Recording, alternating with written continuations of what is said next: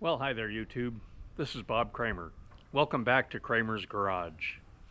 Let me show you what we're talking about today. I have something to show you. So this is my 1977 Honda Goldwing. And if you've been following my channel, this was featured in the series called 1977 GL1000 basket case. And so this was a full restoration from the ground up. I've completed it about 6 months ago. I completed it and I did a little experimenting on it, and I wanted to update you on the carburetor experiment.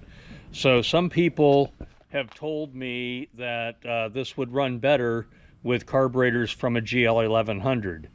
So I had GL1100 carburetors sitting on the shelf. There's the GL1100 carburetors that I ran on this bike. So the bike ran good with the GL1100 carburetors. However, I was only getting about 32 miles per gallon, and when I pulled the spark plugs out, it appeared to be running a bit on the rich side.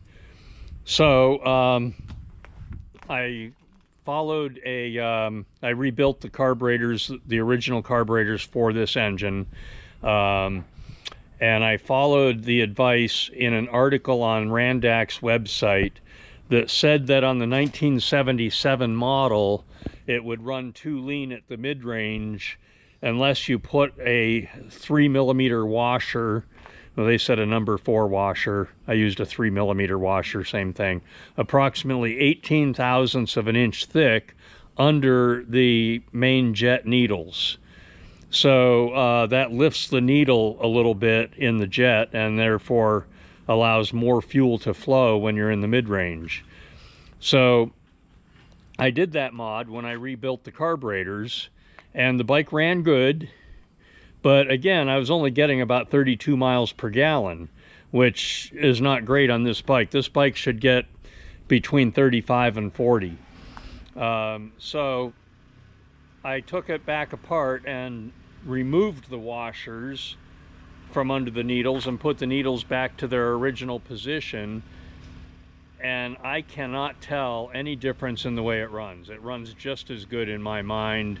The feel of the bike, the acceleration, everything is about the same.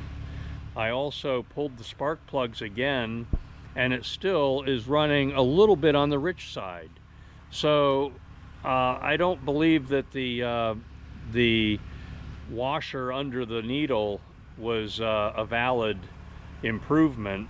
And it, like I said, it only got 32 miles per gallon with that washer in there. I took the washer out, and now I'm getting between 36 and 40 miles per gallon, depending on the terrain and the speed and so on, all the things that affect your variable fuel mileage.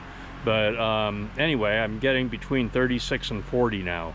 I've run about 4 tanks of gas through it, 5, maybe 5. And all of them are between 36 and 40. 40 was my best, 36 was my worst. So anyway, I'm leaving it like that.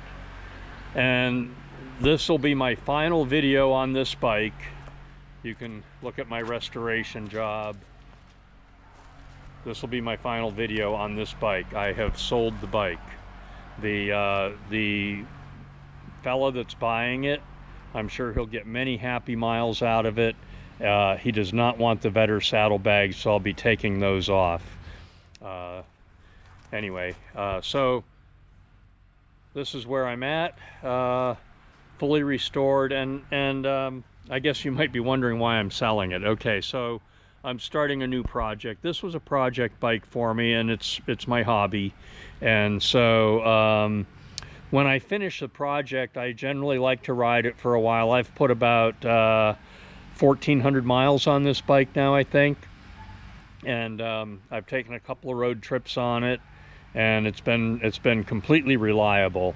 And so I always do that. When I finish a project bike, I ride it for a while, put a few tanks of gas through it, get a road trip or two on it, make sure that because I want to make sure it's completely reliable and functional for its new owner, because my goal is to allow somebody else to fully enjoy and appreciate this fully restored, almost 50-year-old motorcycle. So anyway, that's what I did. So I'm gonna end this. I'll show you, before I end the video, I'll show you my next project.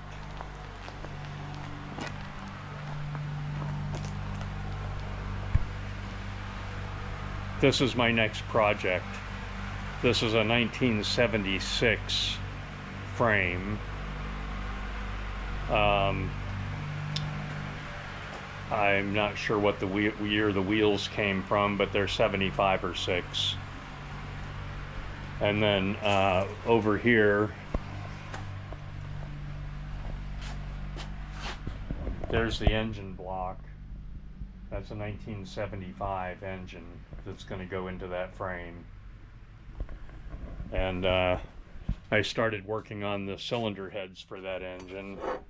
So I'm doing some mild porting on these heads, and then I'll get that engine together and build another bike. So that's my new project right there. And so anyway, stay tuned to the channel.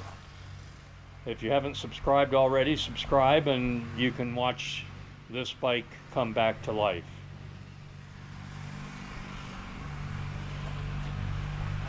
All right, I'm going to end the video now. Please give me a like, subscribe to the channel, and you can see the next project come to life and take shape. I believe it's going to be somewhat modified. Thanks for watching.